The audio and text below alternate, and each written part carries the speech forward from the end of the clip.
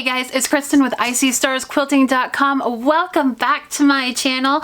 I today am getting ready to go to QuiltCon 2023 in Atlanta. My plane actually leaves in the morning. Do you know what I have packed? Nothing. I ain't got nothing packed yet. So that's okay. But today I wanted to share something with you because it's one of my biggest pet peeves when I go to these beautiful shows, okay? When you go to these big shows, even if they're like local shows, right? You're seeing the best of somebody's absolute best, okay? They don't enter in their quilts that aren't gonna make the cut, right? They wouldn't enter in the quilts that are like, that's okay, right? They only enter in the ones that are, oh my goodness, amazing, right? And that's how all of these shows are. But somehow when we get into that room, that thought goes away. Okay? And I hear people look at that and go, wow, I could never make something like that. I don't have the patience to do that. And I would like to talk about that with you for a minute. The quilts that you see in the shows, right? The quilts that you see hanging on display, they're gorgeous, they're immaculate, they're incredible. But is that person's first quilt? Most often, no, it's not. I have seen a couple people that were just like born to quilt, and I wish I could tell you what it is they ate for breakfast every morning, but most cases, no. You're looking at work that is far, far, far advanced and different than yours, okay? Now, if you're a really, really good, amazing quilter, you may be able to do the same stuff as them, but it's not gonna be that exact quilt. That quilt has character to it, that quilt has personality to it that this person has put into it.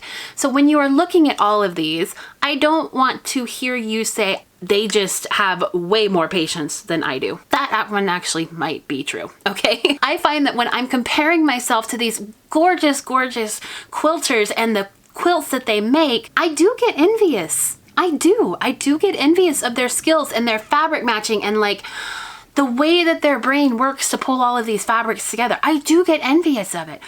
But the truth is, you know what? That person is at a different point in their life than I am, okay? Different season of life, if you want to call it that. You know, that person may have 40 years worth of quilting experience and have a background of quilters from, you know, generations and generations to come, which I don't have.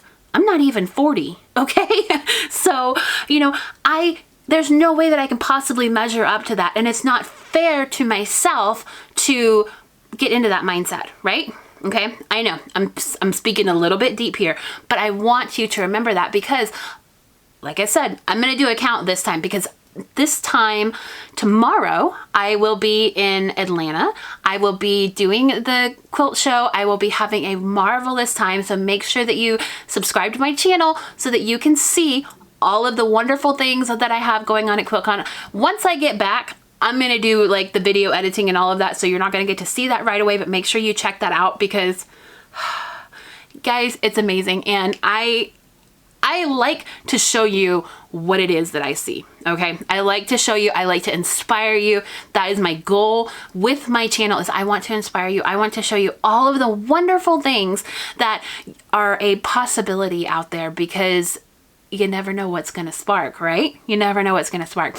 So the first thing that you can do is pretty simple. It's pretty standard. It's what everybody's gonna tell you, but let's get this out of the way so I can get to like the actual secret tips and stuff, okay? First thing you need to do is make sure that you have accurate tools, okay? If you are not using accurate tools, if you're still using like scissors to cut precise piecing and you're expecting to get amazing top of the line quilts with scissors cutting your fabric, you need to use a rotary cutter. You need to use a ruler. If you're using the side of cardboard as your guide, it's not gonna cut it, okay? If you are just doing this because it's fun and you don't mind the mistakes, Those tools, I have nothing like against those tools. That's how I started quilting. But as I got further and further into quilting and I wanted those precise tools, I wanted those precise like angles and stuff, I had to get the right tools. Make sure you have a good sewing machine. A lot of quilters that I have met along the years, you know what? They don't have the nicest, fanciest, most best sewing machine on the block, right? They just have a normal Walmart off-the-shelf brand, and you know what? They work amazing if you take care of them. Same with your big fancier machines. If you take care of them, if you clean them, if you use new needles, if you make sure that you use good thread going through them, if you go through and make sure that you get it serviced every once in a while, if you hear a weird like bubble or a crunch or something, it's time to let somebody else who knows what they're doing with that machine go take care of it. Another thing when you're wanting those precise piecing is to slow down. Okay, a lot of times we get in a rush to finish our quilt pieces and get this quilt out the door. I want to be done with it. I want to work on the next one. This is easy. I can sew a straight line. Yeah, you can sew a straight line. You can also sew a crooked line. So if you are finding that your 1/4 inch seam or your 3/4 inch seam, whatever you prefer to sew with, whatever the pattern is asking for, if you're finding that that is inconsistent, take your sewing down just a notch, okay? Because that is going to help you be a little bit more accurate, okay? You're asking your sewing machine to pull that fabric through as fast as it can, and sometimes it's going to need to slow down just a bit to catch up with you, all right? Another way that you can improve your piecing is use up your scraps. Okay, use up your scraps. Go ahead and take some of those scraps that you have and try out a block idea that you like, all right? Try it out. If you don't like it, then you know you don't want to make an entire quilt out of it, right? If you like it, then you know I know what I'm getting into and I feel more equipped because I've practiced, okay? This is like a trial block, okay? This is a trial block where you can use scrap fabric, find a pattern that you want to do, try it out, and then make the decision whether or not you are going to get involved in this project. If you decide it's not what I want, then there's like a no guilt, just let it go mentality to it, right? When you're making your blocks, go ahead, even though you are like hot stuff and you know what you're doing in the sewing room, go ahead and double check your seams, okay? There's this little tool that I like to use. It's a measuring gauge, okay? And as you can see, like it has all of these measurements marked on the side, okay? This is my 1/4 inch right here. Now, I'll leave a link to this and all of my other favorite, like, you know, sewing tools, quilting tools, all of that in the description box down below, the stuff that I use every single day. But this one right here is really, really handy for double checking that like my eye, even though I have a line on my sewing machine to follow and I know where that 1/4 inch is, sometimes when you're tired and you're staring at it for a really long time, that line can kind of fudge a little bit back and forth.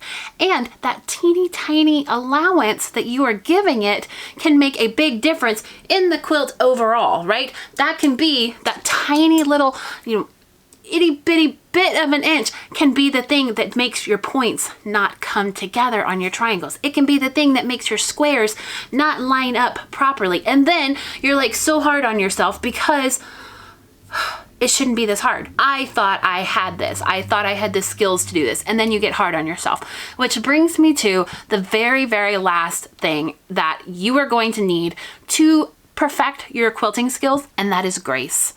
Giving yourself grace, making sure that you put into perspective the talents of somebody else are not going to match the talents of your own self, right?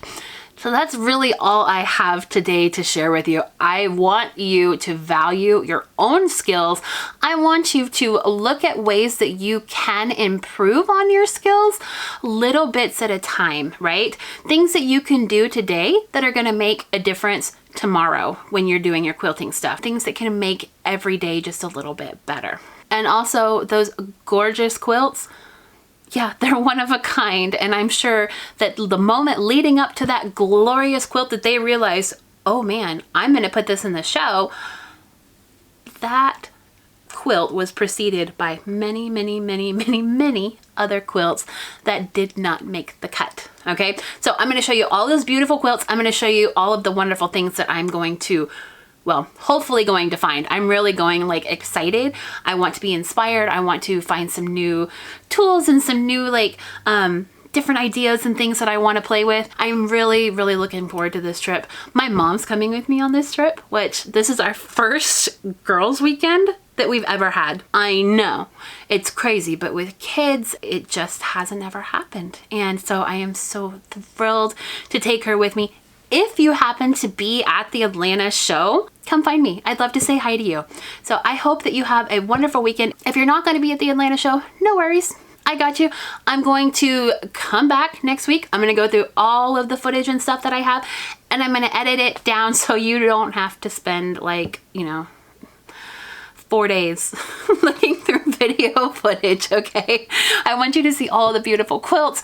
If you're super excited right now and you're like, I want some inspiration right this very second, Kristen, make sure you check the links down in the description box down below, because there are some videos that I have from the Quilt Fest that happened in Houston just last year, and that's kind of a little bit of a taste of what I'm going to show you for QuiltCon in Atlanta. Now, QuiltCon is all modern quilting, and I'm so excited to show you all about it.